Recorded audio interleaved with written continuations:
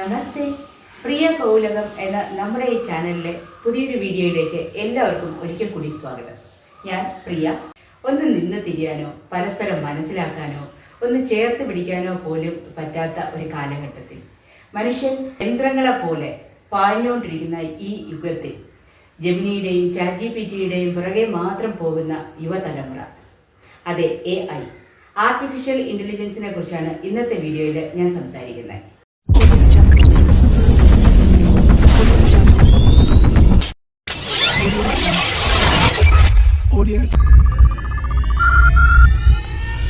എന്താണ് AI? മനുഷ്യനെ പോലെ ചിന്തിക്കാനും പ്രവർത്തിക്കാനും സാധിക്കുന്ന തരത്തിൽ ഒരു കമ്പ്യൂട്ടർ സിസ്റ്റത്തെ സജ്ജമാക്കുന്ന സാങ്കേതിക വിദ്യയാണ് ആർട്ടിഫിഷ്യൽ ഇൻ്റലിജൻസ്. അമേരിക്കയിലെ ഡാർട്ട്മത്ത് കോളേജിൽ നടന്ന ഒരു കോൺഫറൻസിന്റെ സംഘാടകരിൽ പ്രമുഖനായ പ്രൊഫസർ ജോൺ മക്കാർത്തി 1956 ആദ്യമായി ആർട്ടിഫിഷ്യൽ ഇൻ്റലിജൻസ് എന്ന പദം ഉപയോഗിച്ചത്. 1950 മുതൽ ഇതിന്റെ പ്രവർത്തനങ്ങൾ ആരംഭിച്ചെങ്കിലും AI എന്ന വേർഡ് ആദ്യമായി ജന്മം കൊണ്ടത് അന്ന് അവിടെ വെച്ചാണ്. ജോൺ മക്കാർത്തിയാണ് ആർട്ടിഫിഷ്യൽ ഇൻ്റലിജൻസിന്റെ പിതാവ് എന്നറിയപ്പെടുന്നത്. നാം നിത്യേന ഉപയോഗിക്കുന്ന സ്മാർട്ട് ഫോൺ മുതൽ വലിയ വലിയ കമ്പനികളുടെ പ്രൊജക്റ്റുകളെ വരെ നിയന്ത്രിക്കുന്നത് ഇന്ന് AI ആണ്. രാവിലെ എണീറ്റ് ഫോണിലെ ഫേസ് അൺലോക്ക് ചെയ്യുന്നതും സെർച്ച് ചെയ്യുമ്പോൾ സ്മാർട്ട് റെക്കമെൻഡേഷൻസ് വരുന്നതും ഞാൻ ഇടുന്ന വീഡിയോകൾ പോലും ഇഷ്ടമുള്ളവരുടെ അടുത്തേക്ക് എത്തിക്കുന്നതും എല്ലാം AI ആണ്.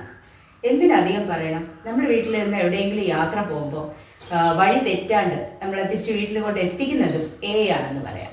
ഈ പറയുന്നതിൽ ചെറിയൊരു അതിശയോക്തി ഉണ്ടെന്ന് നിങ്ങൾക്ക് തോന്നുന്നുണ്ടോ? എന്നാൽ അതല്ലേ സത്യം.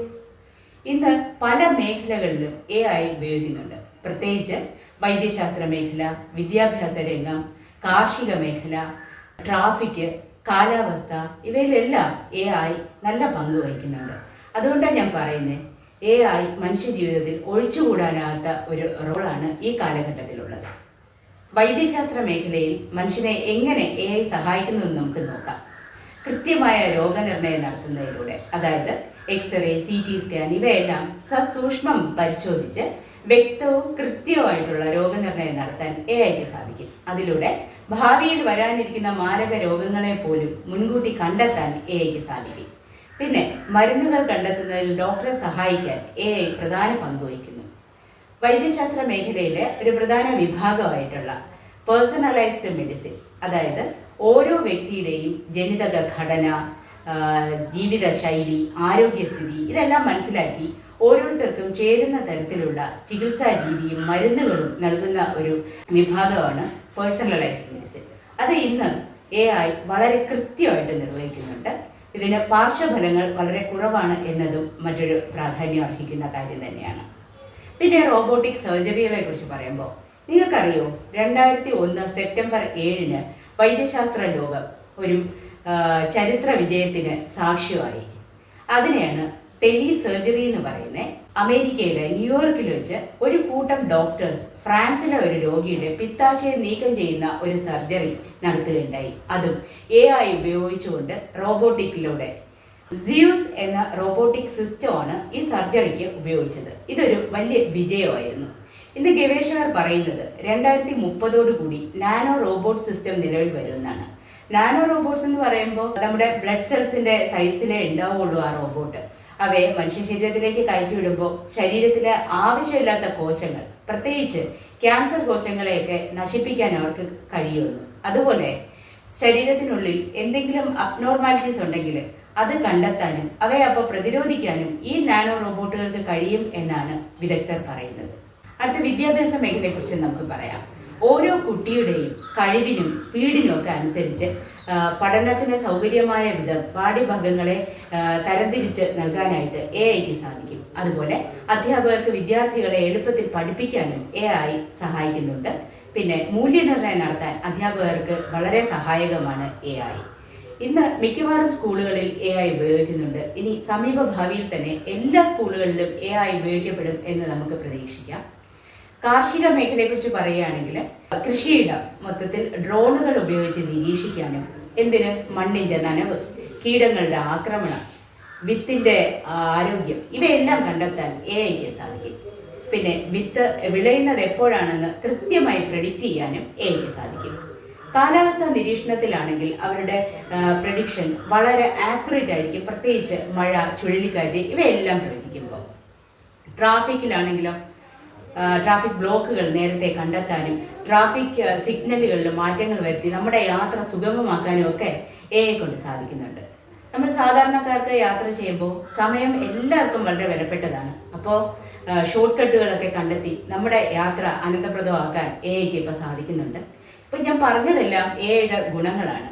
ഒരു കോയിന് 2 വശങ്ങളുള്ളതുപോലെ എഐക്കും കുറച്ച് നെഗറ്റീവ്സ് ഉള്ളതായിട്ട് എനിക്ക് തോന്നിയിട്ടുണ്ട്. പ്രധാനമായും ഡാറ്റ അനാലിസിസ് എഐ നടത്തുന്നതിലൂടെ നമ്മുടെ സ്വകാര്യത എത്രത്തോളം സംരക്ഷിക്കപ്പെടുന്നു എന്നതിൽ ഒരു സംശയമുണ്ട്.